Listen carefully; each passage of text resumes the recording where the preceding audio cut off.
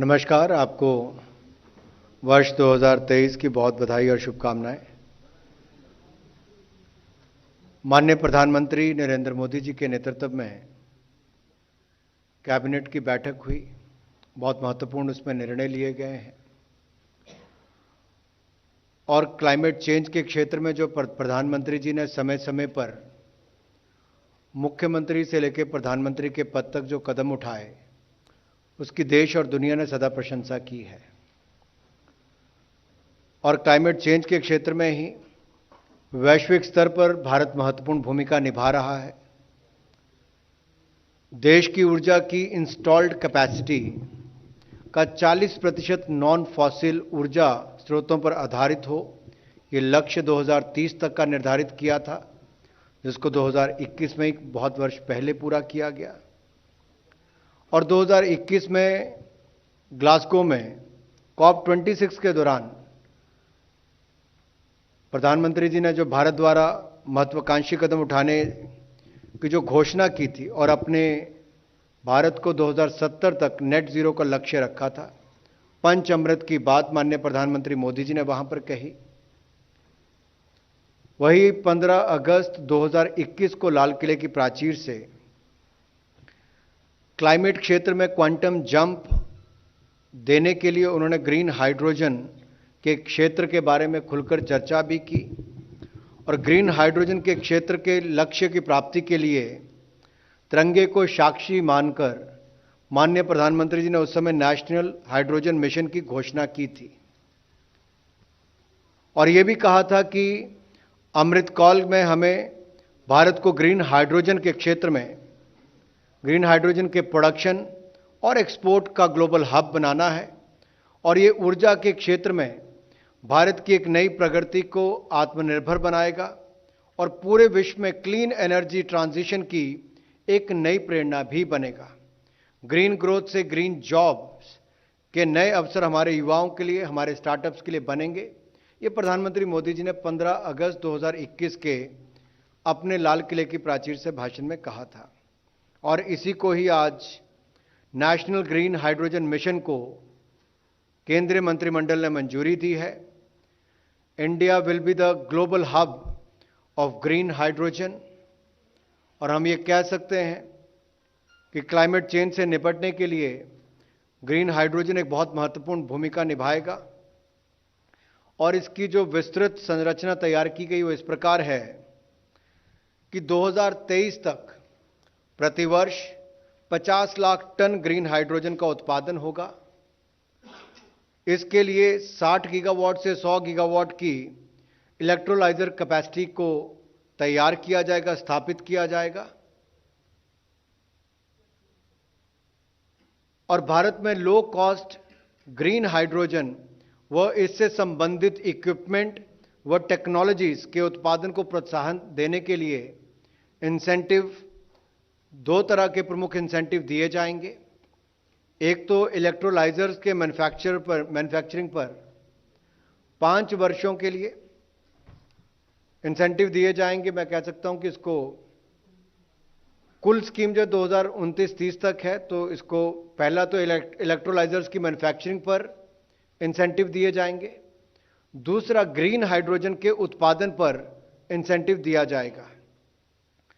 और इन दोनों के लिए जो इंसेंटिव्स कुल मिलाकर 17,490 करोड़ रुपए इसके ऊपर व्यय किया जाएगा।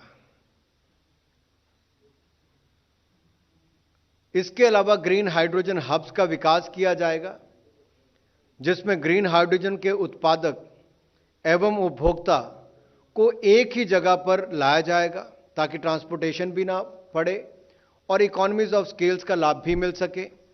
आवश्यक इंफ्रास्ट्रक्चर भी एक ही जगह पर उपलब्ध करवाया जा सके। इसके लिए 400 करोड़ रुपए का अतिरिक्त प्रावधान भी किया गया है। इसके अंतर्गत पीएम गति शक्ति प्लेटफॉर्म के माध्यम से इंफ्रास्ट्रक्चर डेवलपमेंट किया जाएगा, जैसे refining, steel, shipping, long range mobility इत्यादि सेक्टर्स के लिए, जहां भविष्य में ग्रीन हाइड्रोजन का उपयोग हो सके।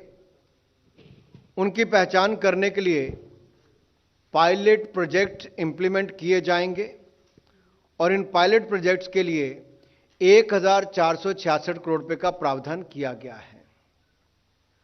रिसर्च एंड डेवलपमेंट को बढ़ावा देने के लिए पब्लिक प्राइवेट पार्टनरशिप्स का एक फ्रेमवर्क होगा और इसके लिए डेडिकेटेड R&D फंड स्थापित किया जाएगा, जिसमें सरकार के साथ साथ प्राइवेट सेक्टर कंट्रीब्यूशन और वेंचर कैपिटल फंड लाने का प्रयास किया जाएगा।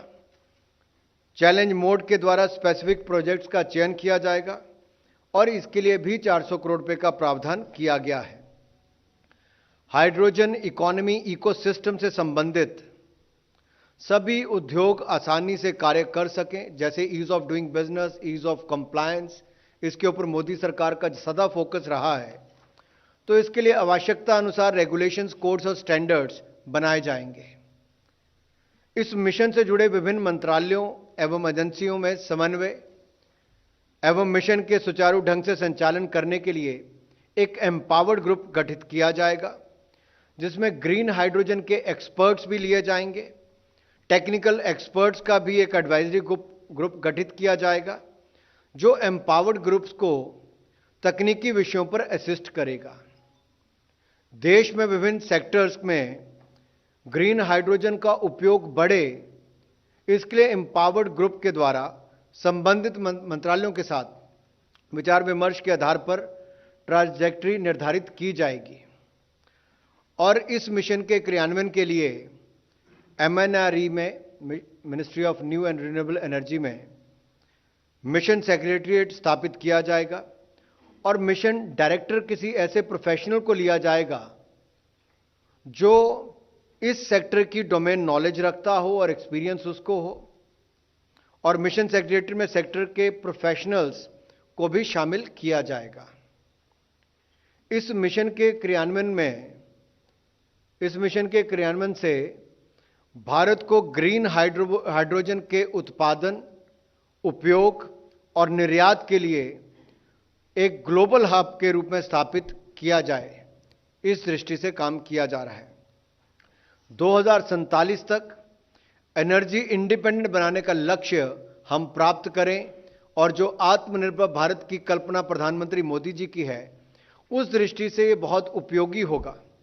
चाहे टेक्नोलॉजी की बात हो, इलेक्ट्रोलाइजर्स मैन्युफैक्चरिंग की बात हो या ग्रीन हाइड्रोजन बनाने की बात हो, इन तीनों ही क्षेत्रों में भारत आत्मनिर्भर होगा और ग्लोबल हब ग्रीन हाइड्रोजन का भारत बनेगा। ये बहुत बड़ा कदम, आज एक ऐतिहासिक निर्णय मोदी जी की सरकार ने लिया है, नेशनल ग्रीन हाइड्रोजन मिशन की मंजूरी देकर। अब 2020 तक ग्रीन हाइड्रोजन की कुल डिमांड ग्लोबल की जो होगी, हमारा प्रयास है कि हम उसका कम से कम 10% भारत के लिए लाएं। इससे कुछ लाभ क्या होने वाले हैं? अगर मैं एक्सपेक्टेड डिलीवरेबल्स की आपके लिए बात यहां पर करूं तो क्या क्या दिखते हैं आपको? जहां एक और 50 लाख टन एनुअल प्रोडक्शन हमारा ग्रीन हाइड्रोजन का होगा, वहीं पर 50 million metric ton carbon emissions annually कम होंगे। और यही नहीं, हमारा जो इंपोर्ट फॉसिल फ्यूल्स का है वो भी 1 लाख करोड़ की सेविंग उस पे होगी और हमारी इलेक्ट्रोलाइजर कैपेसिटी जो होगी वो हमारी 60 गीगावाट से 100 गीगावाट की हमारी 2030 से पहले बनकर तैयार हो जाएगी। और ग्रीन हाइड्रोजन बनाने के लिए जो इलेक्ट्रोलाइजर कैपेसिटी के अलावा हमें चाहिए वो 125 गीगावाट की रिन्यूएबल एनर्जी की कैपेसिटी को भी हम तैयार करेंगे, जो ग्रीन हाइड्रोजन बनाने में हमें मदद करेगी। और इसमें कुल मिलाकर इन्वेस्टमेंट कितनी आएगी? 8 लाख करोड़ रुपए की इन्वेस्टमेंट 2030 क्षेत्र में आएगी और सीधे तौर पर 6 लाख के लगभग जॉब्स इसमें मिलेंगी। इसके जो बाकी सेक्टर्स हैं उनमें भी साथ साथ में जॉब क्रिएशन भी होगी, वैल्यू एडिशन भी उस तरह से होने देखें। डीकार्बनाइजेशन ऑफ इंडस्ट्री, मोबिलिटी और एनर्जी सेक्टर्स होगा। आयात करने पर और कमी आएगी, आयात करने में आत्मनिर्भरता को बल मिलेगा। और फॉसिल फ्यूल्स की जो हमें रिक्वायरमेंट विदेशों से रहती है, उसमें भी कमी इसमें आएगी।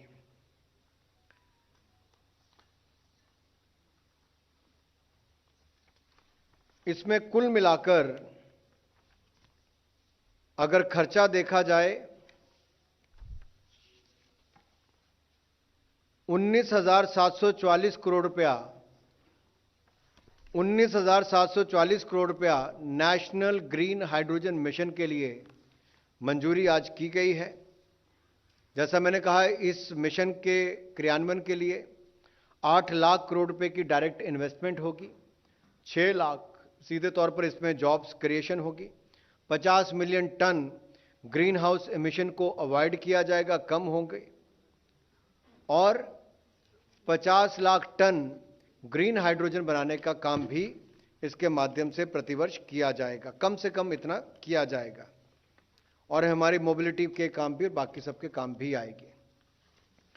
दूसरा निर्णय जो है वो भी एक ऐसे क्षेत्र में है, जैसा मैंने आपको अभी बताया रिन्यूएबल एनर्जी के बारे में, तो रिन्यूएबल एनर्जी 2012 तक भारत में 68,274 मेगावाट थी, जो बढ़कर 3,69,651 मेगावाट हो गई है। ये अपने आप में दिखाता है कि मोदी सरकार ने रिन्यूएबल एनर्जी पे किस तरह से काम किया है, जो हमारी एनर्जी रिक्वायरमेंट को भी पूरा करती है, और एक तरह से पावर की कॉस्ट भी कम आई है, एनर्जी जो हमारी रिक्वायरमेंट है उसको भी पूरा करने का काम किया गया है, और जो ग्लोबल स्तर पे भारत को एक नेतृत्व देने का काम करना था वो भी करने का काम किया है।